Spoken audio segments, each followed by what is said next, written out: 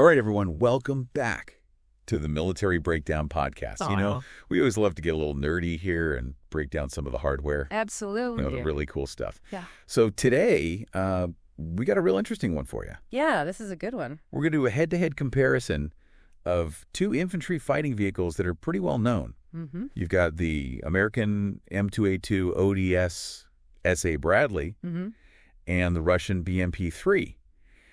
But what's really fascinating is we're not just looking at, the spec side by side. We're actually looking at it through the lens of a Russian military analysis. So really, this is their perspective. This is how they see it. we're going to try to get inside their heads a little bit and understand what are the key differences, what are the strengths and weaknesses of these vehicles from their perspective. Right. And that's what makes it so interesting.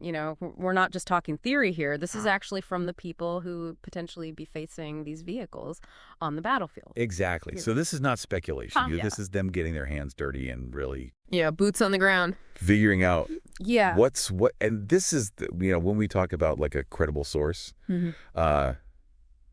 this is about as good as it gets. This is an internal assessment. This was done by the Russian Ministry of Defense. That's right. Their They own had their own. 38th Research Institute of Armored Vehicles. Wow. So they took a Bradley. They really put it through the paces. Yep.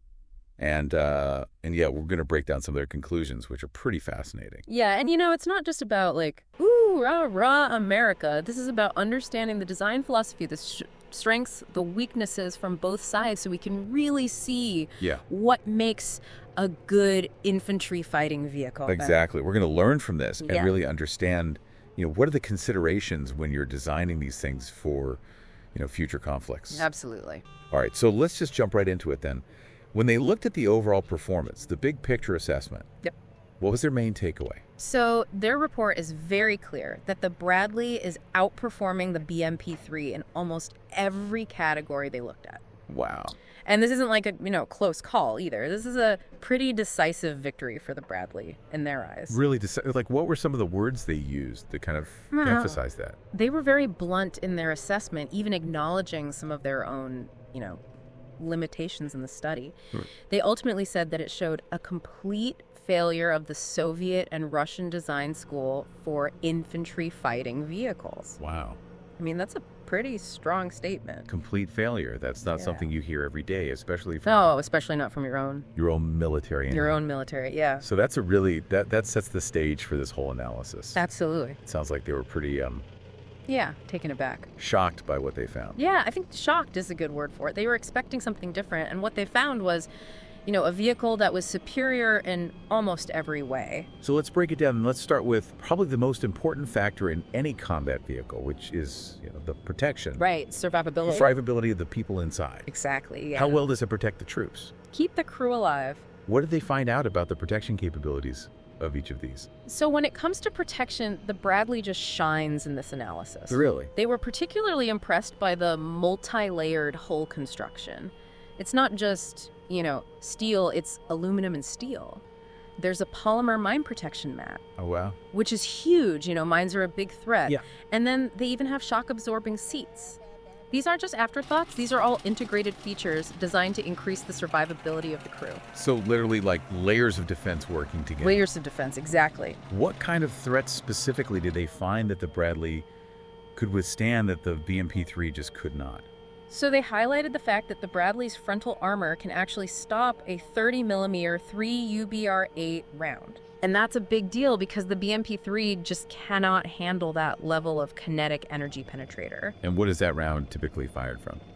So you're going to find that on other IFEs. You're going to find that on, aircraft cannons. It's a very common round. So that's a very realistic threat on a modern battlefield. Absolutely, a very realistic threat. And the BMP-3 just can't handle it. No, it's not designed to defeat that. And of course we see Bradleys often fitted with those explosive reactive armor tiles. The Brat. Yes, the Brat. And did the Russians mention anything about the effectiveness of those? They did. They even mentioned instances where the Brat did its job and protected the vehicle from, pretty serious threats, including one in March 2024 where a Bradley survived a dual ATGM strike thanks to those tiles. Wow. So they're not just for show, they actually work. And, we often talk about, the big flashy stuff, the guns, the missiles, but when it comes to mines and IEDs, right, That's a huge threat, especially in modern warfare. Absolutely. How did the Bradley's protection against those threats stack up? Well, the Bradley has a double layer of steel and aluminum under the belly, specifically designed to protect against mines. Wow. It's not just an afterthought, it's a core part of the design. So they really thought that through. They really did. They were thinking about survivability from every angle. Even the windows and sights have armored glass. Wow. So everything is considered. Everything is considered, yeah. So it sounds like a very comprehensive It is. protection system. It is. So how did the BMP-3's protection compare? So the BMP-3's standard protection really only holds up against small arms fire and fragments. Okay. Now, there are upgraded versions, but even those don't quite reach the same level of defense as the Bradley, particularly against those larger caliber rounds and shaped charge warheads. Which you see a lot of. Which are everywhere. Yeah, RPGs, ATGMs, you name it. Yeah. And crucially, it doesn't have that layered underbelly protection that the Bradley has, so it's much more vulnerable to mines and IEDs. Yeah, so that's a pretty significant difference. Yeah, that's a big deal. Especially when you're talking about, keeping your troops alive. Absolutely. All right, well, let's shift gears now and talk about firepower. Okay. Because at the end of the day, these vehicles have to be able to deliver the pain. Right. And what did the Russians determine about which of these vehicles packs a bigger punch? So this is where it gets really interesting, because the BMP-3 has a wider variety of weapons, but the analysis suggests that the Bradley's main gun is actually superior. Really? In a lot of ways. Even though it's a smaller caliber? Yeah, it's a 25 millimeter versus a 30 millimeter, but the Bradley's 25 millimeter M242 Bushmaster autocannon is both more accurate and has almost double the armor penetration of the BMP-3's 30 millimeter guns, which is the 2A42 and the 2A72. So this basically means that the Bradley can engage targets at a longer range and do more damage. So how did they quantify that accuracy difference? Did they give any specifics? Yeah, they said that the M242 has twice the grouping precision as the BMP-3's guns. So it's not just a little bit more accurate, it's significantly more accurate. Yeah, so those rounds are going to be going where they're supposed to go. They're be on target. So that's huge. And then when you look at the ammunition itself... Yeah. Did they find any differences there? They did. They said that the Bradley's APFS DS rounds, those are the armor-piercing, discarding sabot rounds. Yeah. Those have double the penetration power of the BMP-3's 30 millimeter armor-piercing rounds. Wow. So again, you're hitting harder and you're penetrating more armor. Okay, so double the penetration, better accuracy. That's a pretty significant advantage for the Bradleys in a straight-up fight. Yeah, in a head-to-head engagement, the Bradley's main gun is definitely the winner here. But now, of course, the BMP-3 has that much larger 100 millimeter gun. Right. Does that factor into their analysis at all? It does. They acknowledge that that's a significant capability. The 100 millimeter 2A70 gun can fire high explosive rounds. Mm-hmm. And also anti-tank guided missiles, the 9M117 Bastion or the AT-10 Stabber. Yeah. So it gives it a lot of versatility. It's more multi-purpose. It's much more multi-purpose, yeah. And what about the other guns on the BMP-3? So it's also got a coaxial 30mm 2A72 cannon and 2 hull-mounted PKT machine guns. Okay. And they see that as a potential advantage, especially in urban environments or close quarters combat where you're engaging infantry. Yeah, makes sense. So it's got that going for it. And anything else about the way those weapon systems are employed or anything like that? Yeah, they also pointed out that the BMP-3 can actually launch its ATGMs while it's moving. Oh, wow. Which the Bradley can't do, and it can do it from protected positions. So it's got a little bit more tactical flexibility in that regard. Interesting. So it's a real trade-off here, it sounds like. You've got the Bradley with the precision and the punch. Yeah. And then the BMP-3 with a little bit more versatility maybe for different... Yeah, different roles. Roles. Different missions. Okay, now what about the Bradley's TOW missile system? How did they view that capability? They acknowledged it as a potent weapons system. Okay. But they also pointed out some limitations. Okay. The main one being that you can't fire it on the move. Okay. And it has to be reloaded manually from inside the vehicle. Oh, wow. So that's not ideal. Not ideal. And the launcher itself is fixed, so it can't really react to targets that quickly. Mm-hmm. So it's a powerful system, but it does have some drawbacks. Okay, so let's talk about mobility then. Because I think we both know going into this that the BMP-3 has some definite advantages when it comes to just how it moves around the battlefield. Absolutely. What did this analysis tell us about that? So they found that the Bradley is definitely lagging behind the BMP-3 when it comes to maneuverability, operational range, and, ability to deal with water obstacles. Yeah. And it really comes down to weight. The Bradley is significantly heavier. Oh. It's 32.7 tons with all the ERA compared to the BMP-3's 22.9. Okay, so that's a big difference. Yeah, that's almost 10 tons. Yeah. And that translates into a lower power to weight ratio for the Bradley. So it's just not as nimble, it's not as quick. Yeah. And the BMP-3 can hit a higher top speed on roads. It's got a faster reverse speed. Okay. And it can go further on a tank of gas. And how did they view the off-road capabilities, the ability to handle different types of terrain? So the BMP-3 has lower ground pressure, which is a huge advantage off-road. Mm-hmm. It can go places that the Bradley just can't. And of course, a big difference is that the BMP-3 is fully amphibious. It can swim. Yeah. The Bradley, not so much. Not so much. And they even noted, although this might have been specific to the vehicle they captured, that the Bradley could only turn in first gear. Oh. And that its reverse steering controls were opposite to what they were used to. That's interesting. So yeah, they found some quirks there. So they need a little bit of a learning curve for those crews that are used to driving in a certain way. Absolutely. All right, well, let's move on to an area that I think is often overlooked, but really important, which is maintenance. Mm-hmm. And just the general ergonomics of the vehicle. Yeah. You know, how easy is it to work on? How comfortable is it for the crew to operate? Right, because you could have the best tank in the world, but if it breaks down all the time... Yeah, if you can't fix it. And if you can't fix it. And the crew is miserable. Yeah, nobody wants to be in it. It's not going to be very effective. Exactly. So what did they find out about those aspects? So the Bradley really impressed them in this area. Okay. They found that it was much easier to maintain critical components like the engine generator, turret, gun barrel. Those are all much more accessible than on the BMP-3.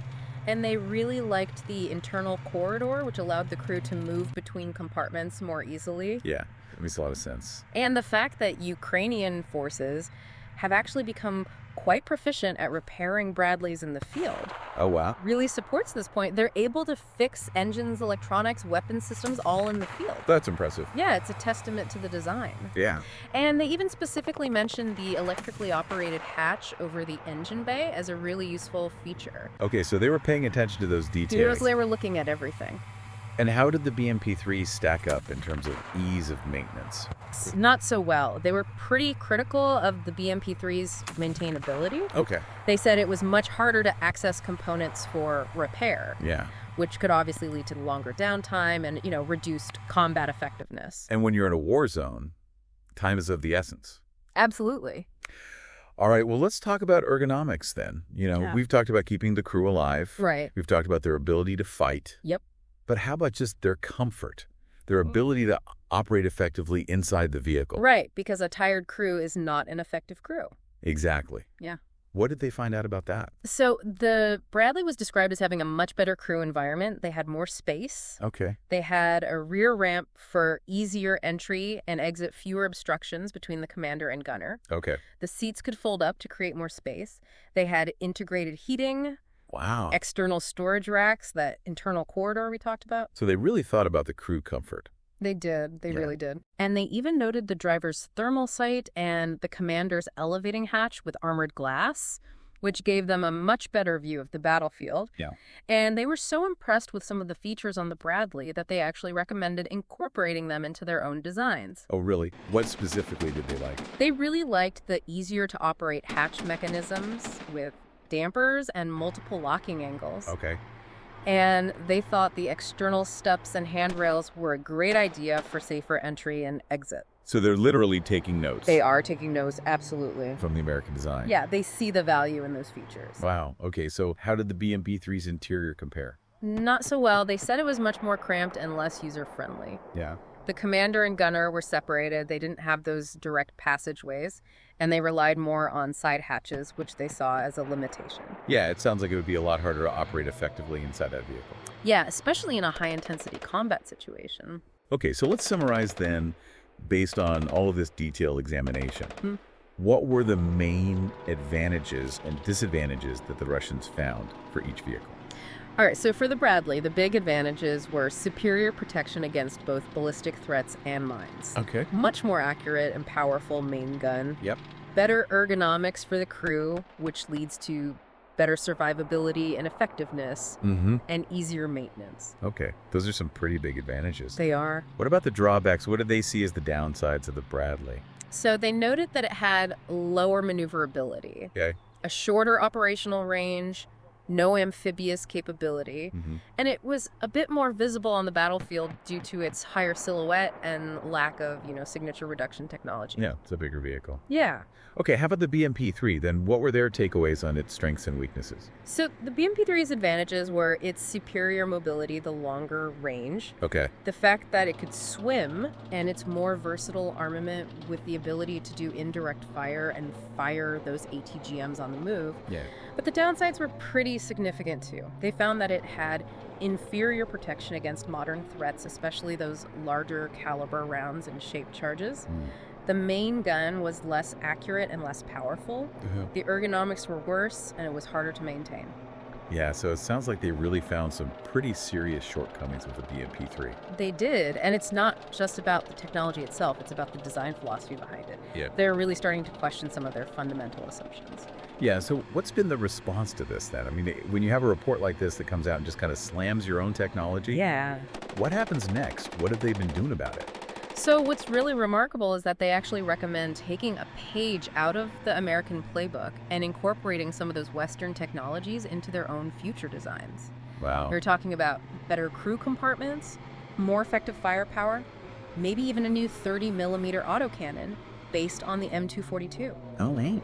And better armor protection, things like armored ATGM launchers and protected commander stations with ballistic glass. So they're looking at the Bradley as a model for future development. They are. They're saying we need to adopt Western design solutions. That's huge.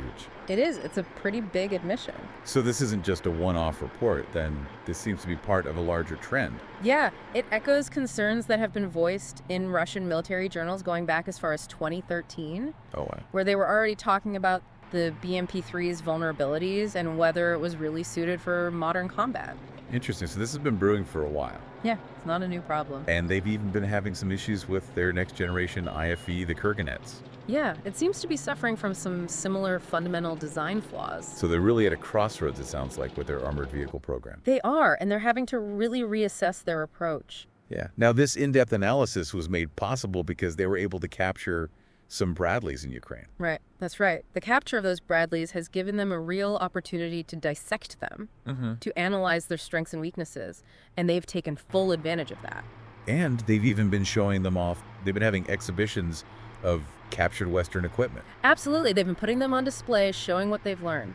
Yeah, so this is being taken very seriously. Very seriously. And at the end of the day, it really highlights the fact that there is this technological gap between the U.S. and Russia when it comes to IFE design. Yeah, and it's something that they're clearly worried about. So what should our listeners take away from all of this then? I think the big takeaway is that designing a modern armored vehicle is a balancing act. Yeah. You have to balance protection, firepower, mobility, maintainability, and ergonomics. You can't just focus on one thing. Right, and it's about understanding that these are complex systems and you have to think about the whole picture. Absolutely. The human element, the logistical element, all of that has to be factored in. And I think the fact that a Russian military institute is looking at the American Bradley as a potential model for their future IFEs is a pretty powerful statement. It is. It really shows that they're willing to learn from their adversaries. Yeah, and it highlights this constant evolution of military technology. Right. The battlefield is the ultimate proving ground. Exactly, and those lessons learned are driving innovation. Absolutely. This has been a fascinating look inside the Russian military assessment of these two iconic vehicles. It has. Thanks for breaking it down for us. My pleasure. So, what do you think? Let us know in the comments, what surprised you the most about this comparison? What other questions you have about military technology and strategy? And make sure you share this breakdown with anyone who might be interested in this kind of stuff. And, of course, subscribe to the Military Breakdown podcast so you don't miss any of our future deep dives. And be sure to check out our other episodes for more detailed breakdowns on a wide range of military topics. Yeah, we've got some great stuff coming up. We do. We'll see you next time. All right, take care.